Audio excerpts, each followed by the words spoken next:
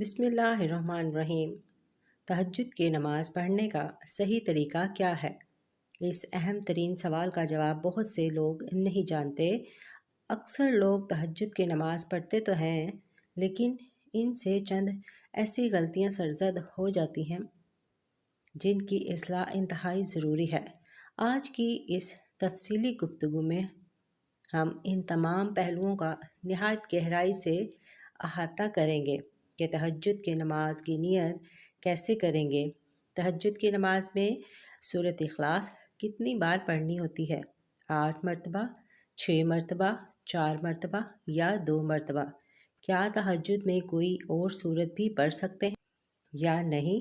کیا تہجد کے لیے سونا لازمی اور ضروری ہے یا بغیر سوئے بھی ہم تہجد کی نماز پڑھ سکتے ہیں؟ تہجد کی نماز کا وقت کب شروع ہوتا ہے؟ جب دنیا سو رہی ہوتی ہے، ہر طرف خاموشی ہوتی ہے اور بندہ تنہائی میں اپنے مالک کے سامنے جھکتا ہے۔ اس نماز کی جڑیں تقویٰ اور خلوص میں پیوست ہیں۔ یہ صوفیاء اور صالحین کا طریقہ رہا ہے۔ اللہ تعالیٰ کے پیارے بندے راتوں کو اپنی آرام دہ بستروں کو چھوڑ دیتے ہیں تاکہ اپنے خالق کی بندگی کر سکیں۔ تہجد کی نماز سے دل کو سکون ملتا ہے، چہرے پر نور پیدا ہوتا ہے اور انسان کے معاملاتی زندگی میں برکت آتی ہے۔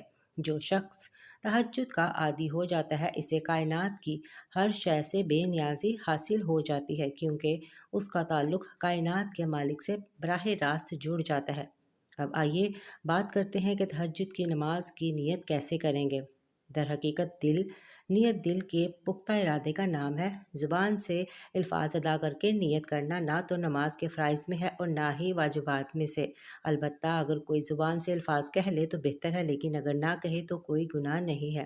اور ایسا ہرگز نہیں ہے کہ جب تک آپ زبان سے الفاظ ادا نہ کریں تب تک آپ کی نماز یا نیت نہیں ہوگی، بلکہ اصل نیت وہی ہے جو آپ نے دل میں پختہ ارادہ کر لیا کہ میں تہجد کی نماز پڑھ رہا ہوں، اور بس اتنا ہی کافی ہے۔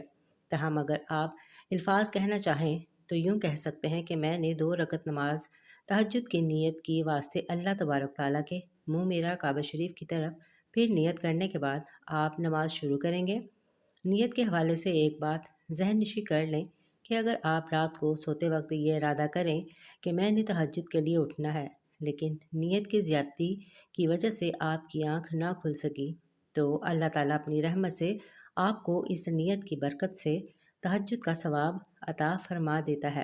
یہ اللہ کی اپنے بندوں پر بہت بڑی عنایت ہے، اس لیے روزانہ سوتے وقت تہجد کی نیت کر کے سونا چاہیے، تاکہ اگر خدا نخواستہ آنکھ نہ بھی کھلے تو آپ محروم نہ رہیں۔ اب تہجد کے حوالے سے کچھ انتہائی اور اہم ضروری باتیں یہ ہیں کہ کیا تہجد کے لیے سونا ضروری ہے؟ اس مسئلے میں علماء کرام کی آرائیں مختلف ہیں۔ بعض علماء فرماتے ہیں کہ اس کے لیے سونا شرط نہیں ہے، جبکہ بعض فرماتے ہیں کہ اس کے لیے سونا ضروری ہے، کیونکہ لغوی اعتبار سے نیند سے بیدار ہو کر پڑھی جانے والی نماز ہی تہجد ہے۔ لیکن جو علماء سونا ضرور قرار نہیں دیتے، وہ بھی یہی کہتے ہیں کہ افضل اور بہتر طریقہ یہی ہے کہ سو کر بیدار ہونے کے بعد تہجد ادا کی جائے۔ تاہم اگر کسی کو نیند نہیں آتی یا وہ کسی وجہ سے سویا نہیں، تب بھی اگر وہ وقت میں نماز پڑھ لیتا ہے تو اللہ رب العالمین اسے تہجد کا ثواب ضرور عطا فرمائے گا۔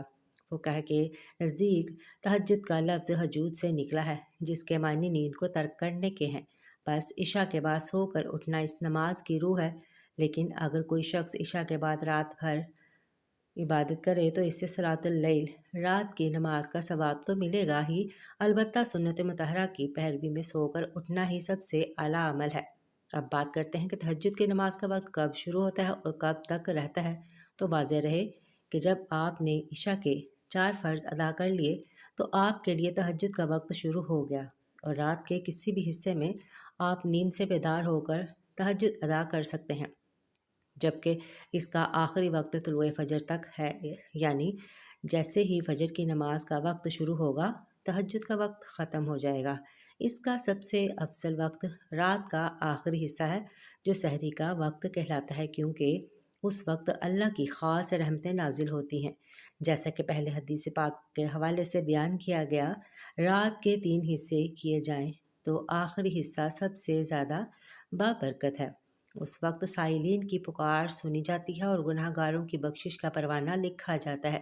اگر آپ رات کے 2 بجے یا 3 بجے بھی اٹھتے ہیں تو یہ بھی تہجد کا وقت ہے، لیکن فجر کی اذان سے آدھا گھنٹہ پہلے کا وقت سب سے نورانی ہوتا ہے۔ اس کے علاوہ تہجد کی نماز کے لیے وضو کا تازہ ہونا بھی نور اعلیٰ نور ہے۔ اگر کوئی شخص عشاء کی وضو کے ہی تہجد پڑھ لے تو جائز ہے، لیکن نیا وضو کرنا زیادہ ثواب کا باعث ہے۔ رکعتوں کی تعداد کے بارے میں جان لیں کہ آپ تہجد کی نماز 2 رکعت، 4 رکعت، 6 رکعت، 8 رکعت یا 12 رکعت بھی پڑھ سکتے ہیں، کیونکہ نبی کریم صلی اللہ علیہ وسلم سے یہ تمام تعداد ثابت ہے۔ اگر وقت زیادہ ہو تو 8 یا 12 پڑھ لیں، اور اگر وقت کم ہو تو صرف 2 رکعت پڑھ لینے سے بھی تہجد کا ثواب مل جائے گا۔ حضور پاک صلی اللہ علیہ وسلم کا عام معمول 8 رکعات کا تھا، لیکن آپ کی زندگی میں مختلف مواقع پر تعداد مختلف بھی رہی۔ بہتر یہ ہے کہ انسان اپنی ہمت کے مطابق پڑھے، کیونکہ اللہ کے نزدیک وہ عمل زیادہ پسندیدہ ہے جو مستقل کیا جائے، خواہ وہ تھوڑا ہی کیوں نہ ہو۔ اگر آپ روزانہ 2 رکعت بھی پڑھتے ہیں تو اس پر ثابت قدم رہیں، یہ بڑی بات ہے۔ البتہ ایک بڑی غلط فہمی کی سورہ اخلاص کتنی بار پڑھیں؟ بعض لوگ سمجھتے ہیں کہ پہلی رکعت میں 8 بار، دوسری رکعت میں 7 بار اور پھر ترتیب وار کم کرتے ہوئے پڑھنا ضروری ہے، حالانکہ یہ نفل نماز ہے اور اس میں سورہ اخلاص کی ایسی کوئی تعداد متعین یا فرض نہیں ہے۔ آپ ہر رکعت میں محض 1 بار سورہ اخلاص پڑھیں تب بھی نماز ادا ہو جائے گی، اور اگر آپ سورہ اخلاص کے بجائے قرآن مجید کی کوئی بھی دوسری صورت پڑھنا چاہیں تو بھی نماز بالکل درست ہوگی۔ بعض لوگ یہ سمجھتے ہیں کہ لمبی صورتیں یاد نہ ہوں تو تہجد نہیں ہوتی۔ یہ سراسر غلط ہے۔ آپ کو جو بھی صورت یاد ہو، چاہے وہ سورہ کوثر ہو یا سورہ اخلاص، آپ اس کے ساتھ نماز ادا کر سکتے ہیں۔ دراصل اللہ تعالیٰ آپ کے دل کی تڑپ اور سجدوں کی لذت دیکھتا ہے۔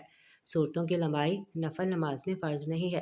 ہاں، اگر کسی کو قرآن پاک یاد ہو تو وہ لمبی قرأت کرے، کیونکہ نفل نماز میں قیام جتنا لمبا ہوگا اجر اتنا ہی زیادہ ملے گا۔ تہجد کی نماز میں ایک اور اہم پہلو یہ ہے کہ اسے باجماعت پڑھنا ضروری نہیں، بلکہ یہ انفرادی عبادت ہے تاکہ بندے اور رب کے درمیان راز و نیاز کا پردہ قائم رہے۔ اسے اپنے گھروں میں ادا کرنا زیادہ افضل ہے، کیونکہ نبی کریم صلی اللہ علیہ وسلم کا ارشاد ہے کہ اپنے گھروں کو قبرستان نہ بناؤ، بلکہ ان میں نفل نمازیں ادا کرو۔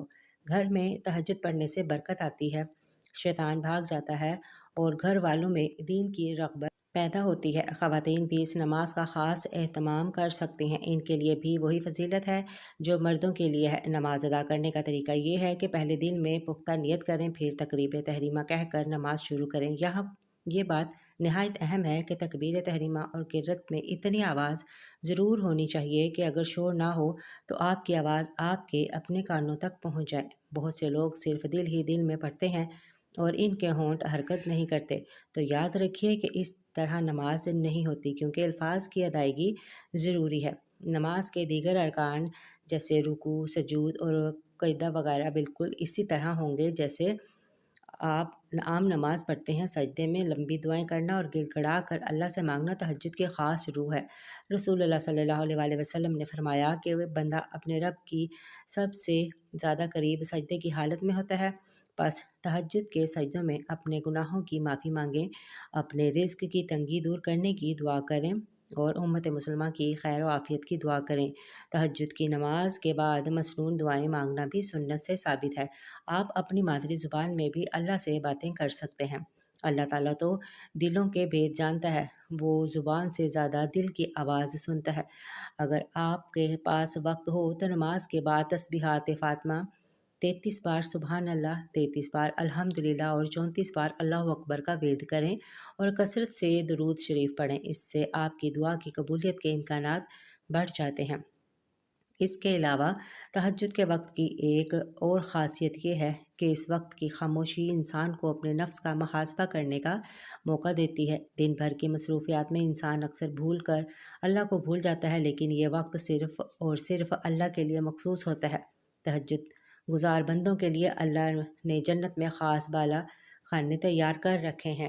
رمضان شریف آ رہا ہے، دعا کیجیے اللہ پاک سب کو تہجد کی نماز ادا کرنے کی توفیق عطا فرمائے۔ آمین ثم آمین۔ ویڈیو کو لائک اور شیئر بھی ضرور کیجیے۔